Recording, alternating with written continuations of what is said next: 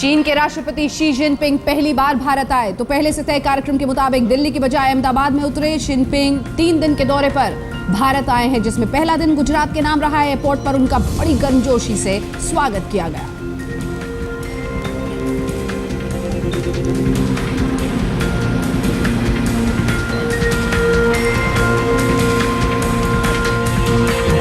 Xi Jinping अपनी पत्नी यानी चीन की फर्स्ट लेडी पेंग लियाओलान के साथ भारत दौरे पर आए हैं। एयरपोर्ट पर दोनों का स्वागत करने गुजरात की मुख्यमंत्री आनंदीबेन पटेल और राज्यपाल ओपी कोहली पहुंचे थे। राष्ट्रपति और फर्स्ट लेडी का ग्रैंड वेलकम किया गया।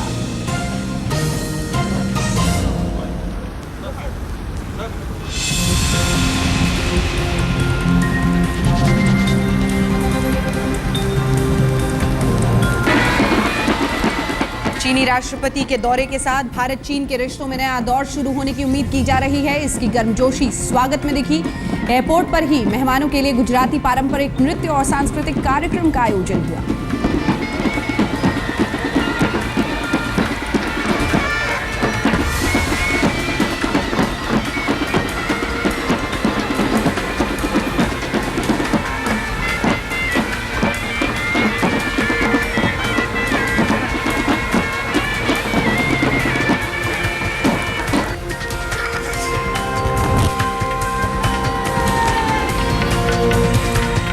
एयरपोर्ट पर ही चीनी राष्ट्रपति शी जिनपिंग और उनकी पत्नी पेंग लियाओलान को गुजरात पुलिस की तरफ से गार्ड ऑफ ऑनर दिया गया।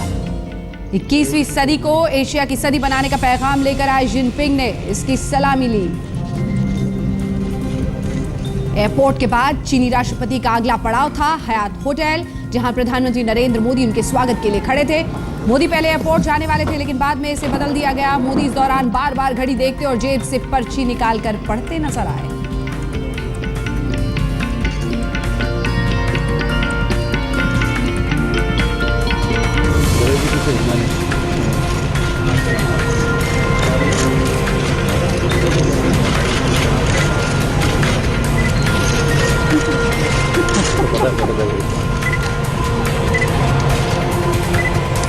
एक गर्मजोश मेजबान के तौर पर नरेंद्र मोदी ने शी जिनपिंग और पेंग लियाओलान की अगवानी की। फूलों का गुलदस्ता भेंट किया, हाथ मिलाकर रिश्तों को मजबूत बनाने की पहल की। अहमदाबाद के होटल हयात की ये तस्वीरें भी कवर हो गई।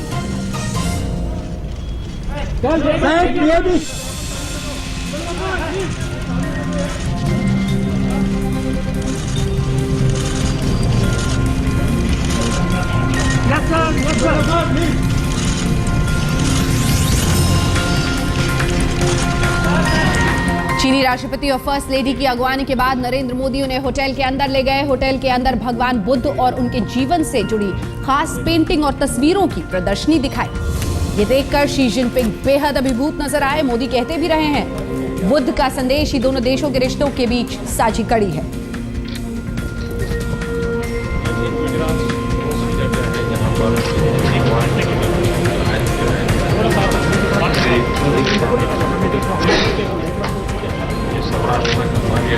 प्रदर्शनी के बाद बारी थी चीनी राष्ट्रपति के दौरे के पहले समझौते पर हस्ताक्षर होने की। यह समझौता था गुजरात के लिए। पहला समझौता गुजरात और चीन के ग्वांगडोंग प्रांत के बीच हुआ। दूसरा समझौता चीन के ग्वांगझाओ शहर और अहमदाबाद के बीच हुआ। तीसरा समझौता चीन के डेवलपमेंट बैंक और गुजरात इंडस्ट्रियल डेवलपमेंट कॉर्पोरेशन के बीच हुआ।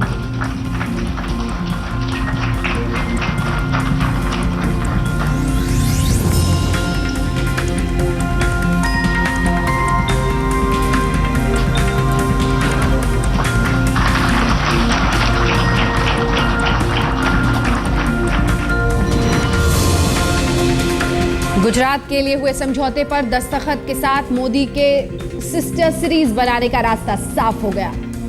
गुजरात का विकास ग्वांगडोंग प्रांत की तरह होगा तो अहमदाबाद को ग्वांगझाओ शहर की तरह विकसित किया जाएगा। इसके तहत गुजरात में बड़ोदरा के पास इंडस्ट्रियल पार्क भी बनाया जाएगा।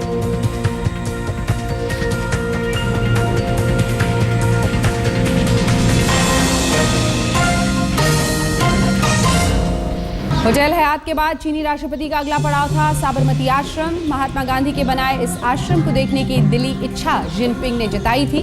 वो देखना चाहते थे भारत को अंग्रेजी राज से आजादी दिलाने वाले साबरमती के उस संत का आश्रम कैसा रहा होगा।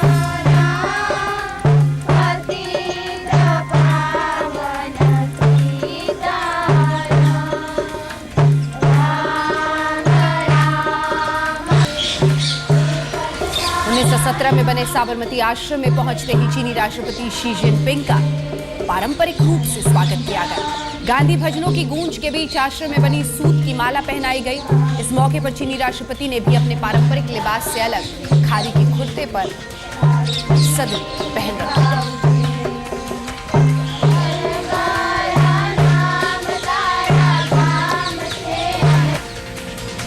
साबरमती में स्वागत के बाद चीनी राष्ट्रपति ने आश्रम में बने महात्मा गांधी के स्मारक पर श्रद्धांजलि अर्पित की। मोदी और जिनपिंग ने स्मारक पर फूल माला चढ़ाई। इसके बाद प्रधानमंत्री नरेंद्र मोदी उन्हें आश्रम के अलग अलग हिस्सों को दिखाने ले गए।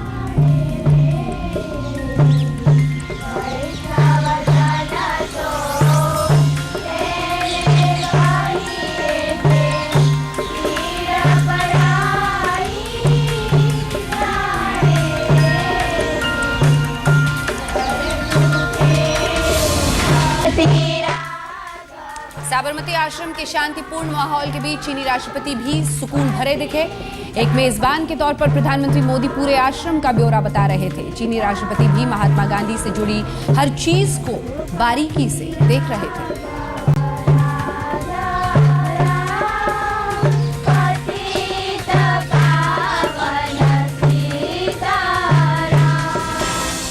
चीनी राष्ट्रपति को मोदी ने महात्मा गांधी का वो कमरा दिखाया जहां वो ध्यान और चिंतन के लिए बैठते थे। वो कमरा दिखाया जहां कस्तूरबा गांधी रहती थी। आश्रम का अतिथि गृह भी दिखाया जहां देश और दुनिया से आने वाले खास मेहमानों को ठहराया जाता था।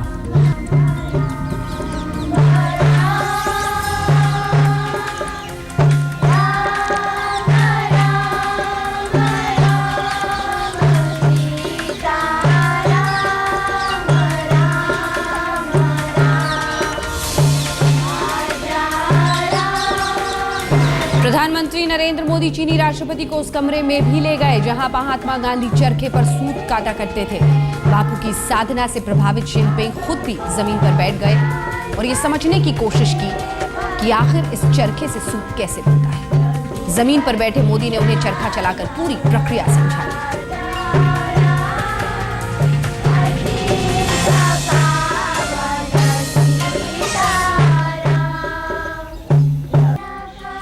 साबरमती आश्रम में चीनी राष्ट्रपति को ऐतिहासिक महत्व की भेंट तैयार की गई थी। इनमें गांधी साहित्य से जुड़ी अलग अलग किताबों के साथ वो चरखा भी शामिल था जिसे महात्मा गांधी ने खुद डिजाइन किया था। मोदी ने जब वो चरखा खोलकर दिखाया तो चीनी राष्ट्रपति भी अभिभूत हुए।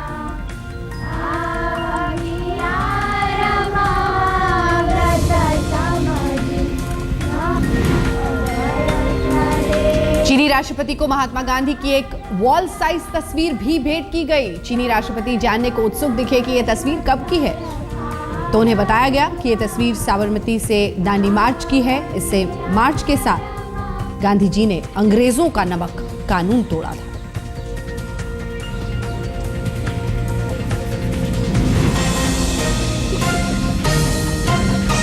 पूरा आश्रम देखने के बाद चीनी राष्ट्रपति मोदी को विजिटर्स रूम की तरफ ले गए जहां आने वाला हर मेहमान अपने अनुभव लिखता है।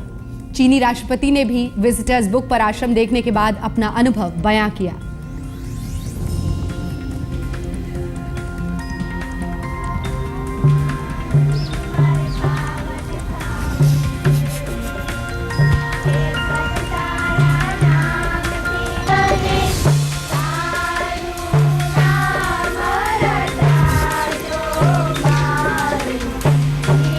आश्रम से रवाना होने से पहले आश्रम के सुकून भरे माहौल का आखिरी बार लुत्फ उठा लेना चाहते थे चीनी राष्ट्रपति।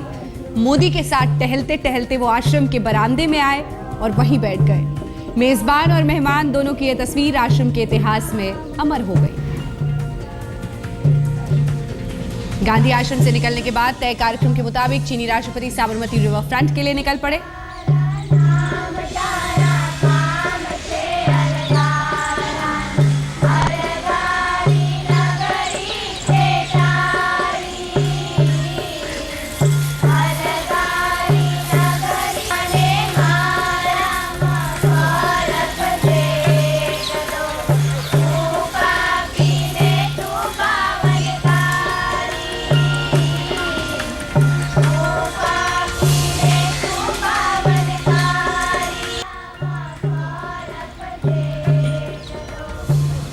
गांधी आश्रम से निकलने के बाद तय कार्यक्रम के मुताबिक चीनी राष्ट्रपति साबरमती रिवर फ्रंट के लिए निकल पड़े।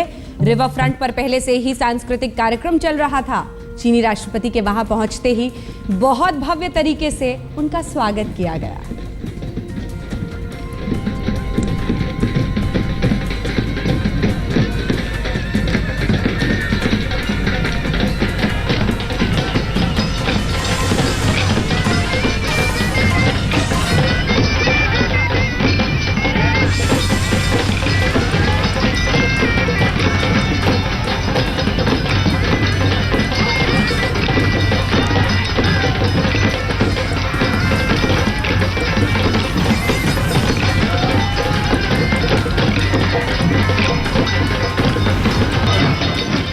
इसके बाद प्रधानमंत्री मोदी खुद चीन के राष्ट्रपति की अगवानी करते रहे और साबरमती रिवर फ्रंट के हर खूबसूरत इलाके की सैर कराते रहे।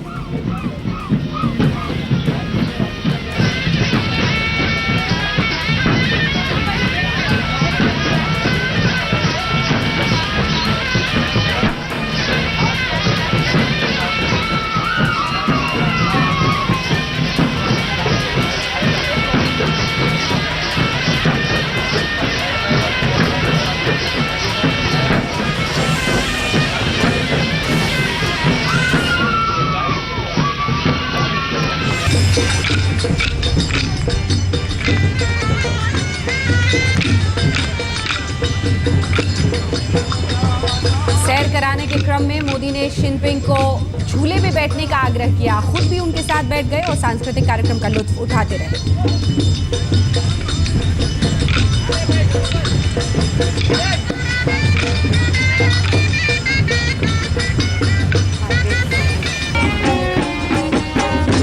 रोशनी में नहाई साबरमती नदी की खूबसूरती अपने चरम पर थी। रंग बिरंगे पानी के फव्वारे और पारंपरिक गीत संगीत मिलकर माहौल में चार चांद लगा रहे थे।